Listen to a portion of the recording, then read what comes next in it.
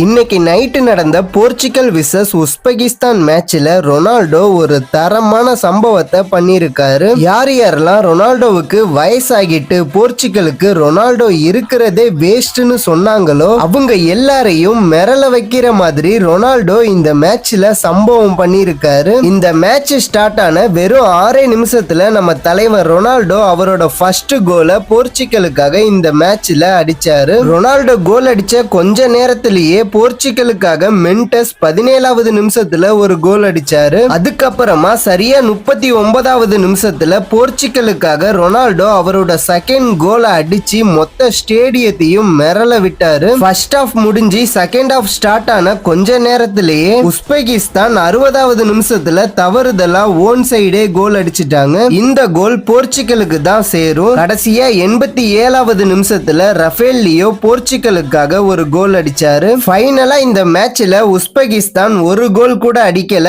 Portugal 5 goals அடிச்சு இந்த மேட்ச்ல போர்ச்சுகல் வின் பண்ணிட்டாங்க. இந்த மேட்சை பொறுத்த வரைக்கும் ரொனால்டோ ஒரு பயங்கரமான சம்பவத்தை பண்ணிருக்காரு. உண்மையிலேயே ரொனால்டோ கோட்னு நினைக்கிறவங்க எல்லாருமே நம்ம சேனலை சப்ஸ்கிரைப் பண்ணிட்டு கோட் ரொனால்டோ அப்படின்னு கமெண்ட் பண்ணுங்க.